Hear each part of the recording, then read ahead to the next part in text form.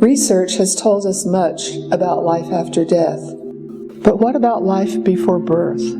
The true experiences shared here tell us about a premortal existence for all humans. Additionally, we learn how abortion affects not only women, but the children they choose not to bear. Is there hope for these castaways? The answer may well depend on us, as you are about to discover.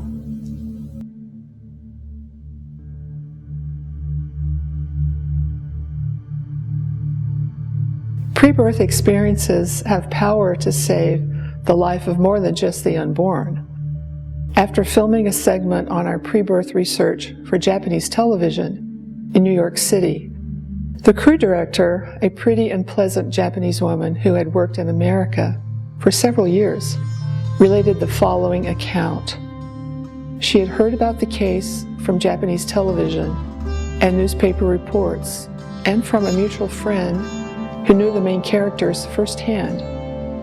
Other members of the Japanese film crew were familiar with these events and confirmed the story. Miyoko was a good student until her life began falling apart in junior high school.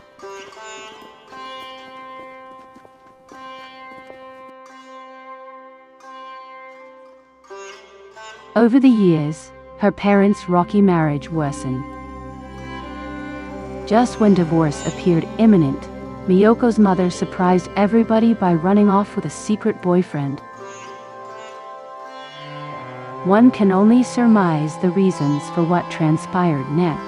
Perhaps guilt over abandoning her family was part of it. But to everyone's shock, the mother and her boyfriend committed joint suicide. A tragedy of this magnitude was headline news.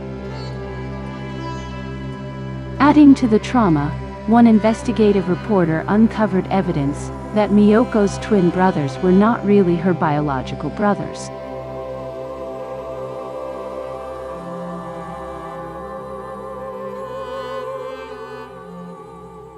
Miyoko was devastated, disoriented. Her grades dropped as she spent more and more time away from home, running with the wrong crowd, and succumbing to many of the bad habits that tempt wayward youth. Above all, depression and hopelessness became her constant companions, leading to several suicide attempts of her own. Then, Miyoko found a boyfriend. Their mutual feelings for one another deepened into love, and eventually led to marriage. They lived near her husband's kind parents, who provided the stable family relationships that Miyoko so urgently needed.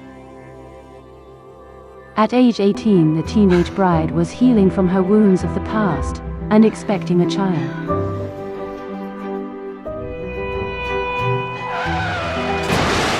Just as things were looking up, tragedy struck again.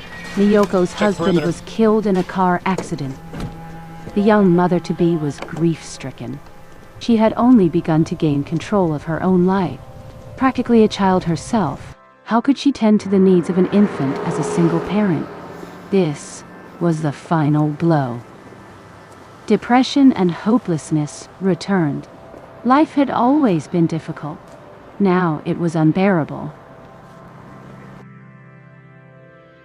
Miyoko would get through the funeral in honor of her husband, but then she would end the awful pain as her mother had done. After the funeral, the grieving bride struggled to think clearly through her depression. What is the most efficient way to end it all? No slip-ups this time. I've struggled long enough. I want it over. She found an isolated bench in a park where she could finalize her suicide plan in private. Although she feared the act of killing herself, she hoped it would end the pain in her heart.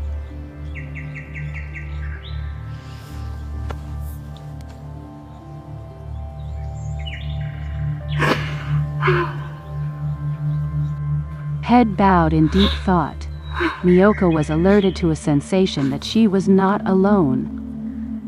Cautiously, she raised her eyes in search of the intruder. Blinking through tears, she perceived a boy about age 5, standing before her in the air. Miyoko immediately knew the boy was her unborn son. I love you. He conveyed and this I want message. To live. I love you, and I want to live.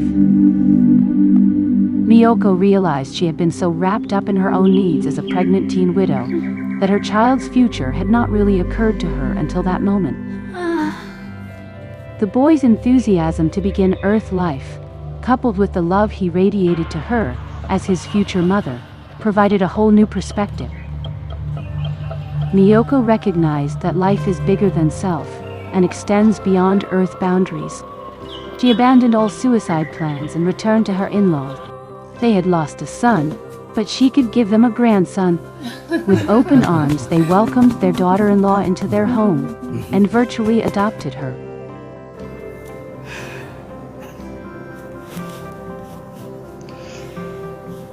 Months passed, and she bore the son she'd seen in her pre-birth vision. What irony! As she planned death, her son was planning life. Comforted and encouraged by her son's pre-birth visit, Miyoko chose life for both of them.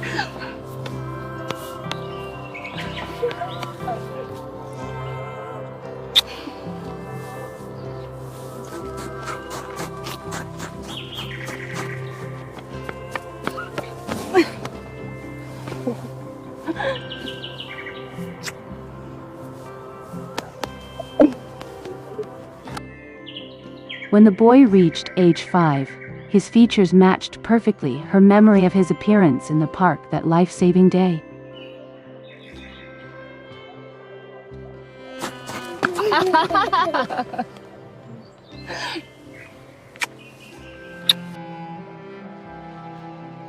Miyoko's story of seeing her unborn son is not unique, as there are many true accounts of women who experience pre-birth visitations.